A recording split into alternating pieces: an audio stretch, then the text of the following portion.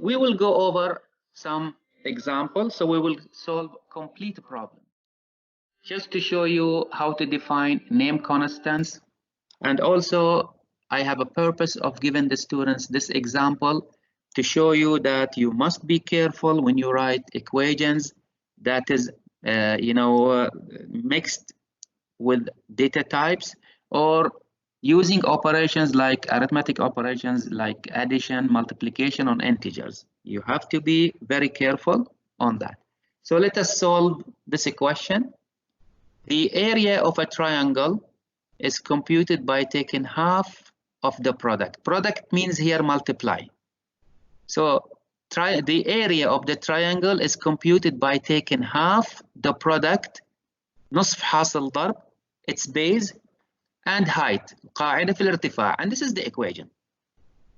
Whenever you are given an equation, then it is easy to tell which variable in the equation is input and which variable in the equation is output.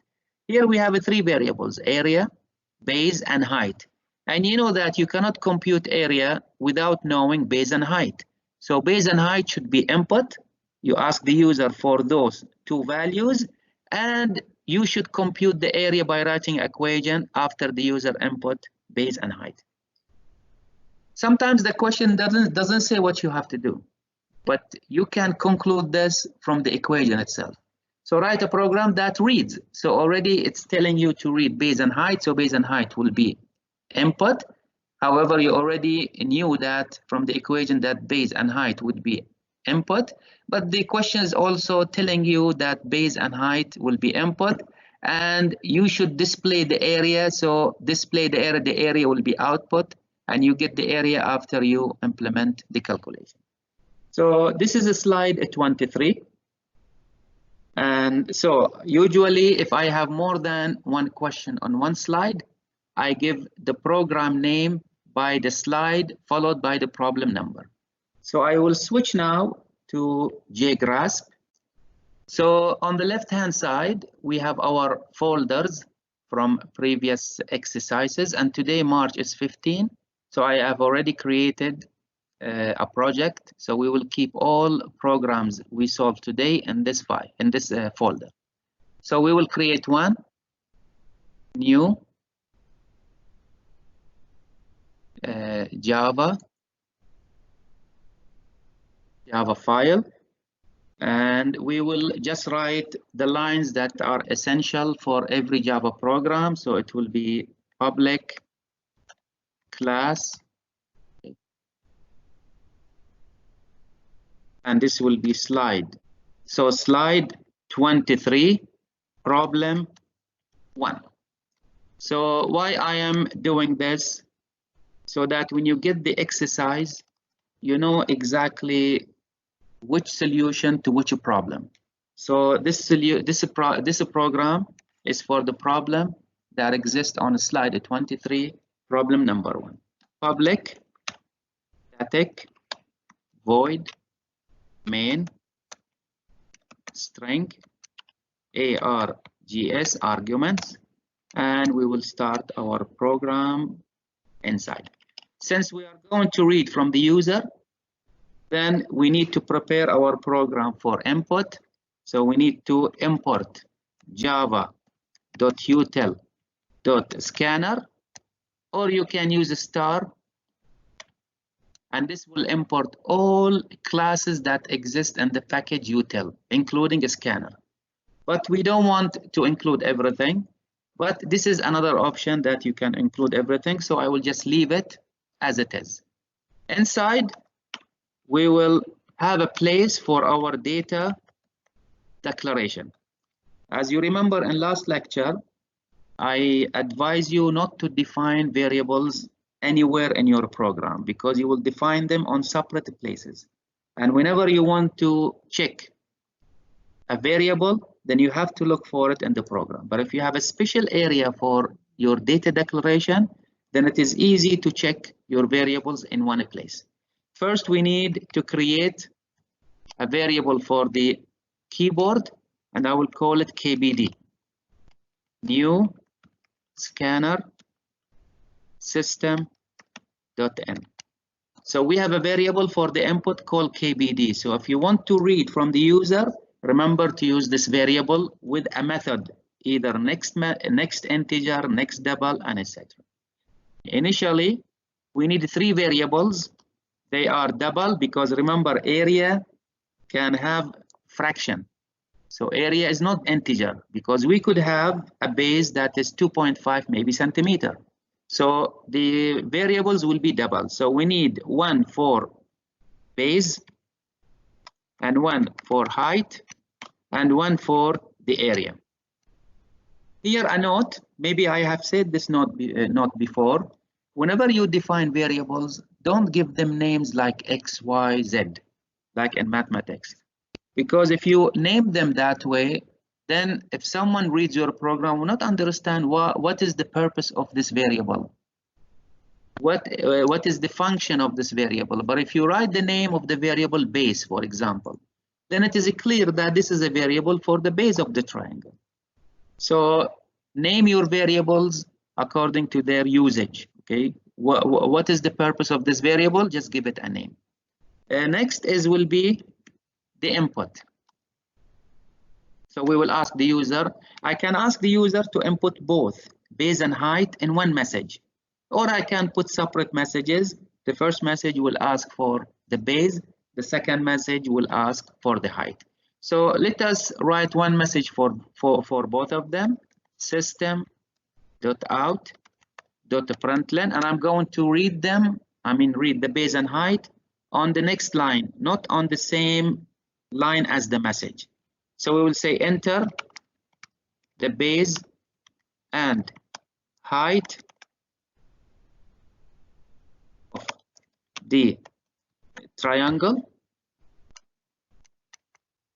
And then we will read, because here we are asking for base and height, so we have to read it twice. The first reading will be for the base. Remember that we define a variable for the input for the keyboard. We called it KBD. Now I want to read the base and save it into this variable, which is base. So I will start typing base is equal to. So when I take the input from the user, it will be saved into base. And how to take the input from the user? You bring the name of the keyboard, KBD, and then you write dot, and then you write the method appropriate for the input. You are reading double because base is double, so you write next double. Previous lecture, or on the slides as well, there is a table tells you which method you should use for which type. Next, we need to read height, and we will use kbd.nextDouble. So the first kbd.nextDouble will wait for base, and the next kbd.nextDouble will wait for the height. Next, we write the equation for the process. Now for the process, we have an equation, and this equation is equal area equal 1/2 multiply by base multiply by height. Okay. Next will be the output. So the output, simply you present your results to the user. So system.out.println. Now if you just print area, then your output will not be formative. It will not be useful. All what the user will see a number and doesn't know what is this number. It is better that you proceed it with a message. تسبقه باللي هو message.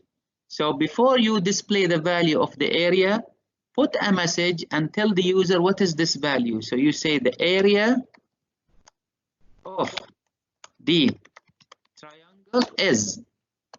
Close the message and then write a plus to combine the message with the variable. Now it's time for running the program and see if there are errors. Now I need to save the file. So save. I need to give it a name. So the name should match the name of the class. So the compiler already suggested the name, slide 23 problem 1. and I'm going to add it for today's project. So it is saved now. So I will run it by pressing the run icon. And it seems that there is an error. So the error is the spelling here. So T is missing. So I need to include T. And it's see the error here, it says there is a pointer to the variable where the error is. Let's run it again. And now there are no errors. And the program is running. Enter the base and height of the triangle, 3.5 space 6.7. And the answer, the area C, there is also a mistype error. The area A is missing. I will correct it, but there is something strange on the output. It is equal to 0. This is not a syntax error. A syntax error like the previous one that I did not put T here, but this type of error is called logical error because the answer is not correct. So how come it is 0? I'm given 3.5, 6.7, maybe I should try again. So I will run it again. Enter base and height, 4.5, 8.9, and it is still giving me 0. So it means that there is a problem or a calculation problem that we think that what we were doing was right, but the computer was doing something different. The problem probably from here. So if I want to check if the user has typed base and height correctly, I can write a print here statement. This is how you do if you want to spot your errors, if you want to see where are your errors. So you write system.out.print and you put the value for base equal base, and then you put another message. You write height equal, and you put height. This is just for testing that I am reading the variables correctly. Now, if I run the program again, so if I give 3.5, 6.7, so when printed, see it says base 3.5, height 6.7. So that means the computer has read my input correctly. So the problem is not from reading. The problem probably from the equation. So I will remove this because this is only for testing. We don't need it. So let us concentrate on the equation. Why there is a problem? If you remember that whenever there is an operation, if you are adding integer with integer, the answer is integer. If you are adding double with integer, the answer is double. So you go for the larger value. But here you are dividing 1 over 2. Now when you write 1 without dot, then the compiler, Java compiler, will assume that this is an integer. And if you write 2 without dot, also the compiler will assume this is an integer. So don't depend on your calculator if you want to find an answer. And this is especially for output questions. Don't depend on your calculator by just typing 1 divided by 2 because the calculator will give you 0.5. But the computer here will divide 1 as an integer and divide 2 as an integer.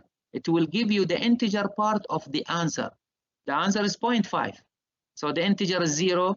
So this is why the answer from 1 over 2 will be 0. And you know 0 multiplied by any number, the answer is 0. So how to overcome this problem? There are 2 solutions. You can just simply put dot on one of the numbers, run your program. So 3.5, 6.5. And the answer is, I will increase the screen. So see, the answer is now correct. The other solution, and maybe some of you have already thought about, why you don't just write the constant directly 0.5. I just copied the equation from the problem, 1 over 2 directly. So why you don't just write 0.5, and this will solve the problem for you. So put 4 and 5, so the answer is 10.0. So I will leave the previous answer recorded in this program so that you should ask yourself when you read this program again, why we put 1.0 here and we did not here 2.0. This will remind you that there is a compatibility problem here, integer over integer.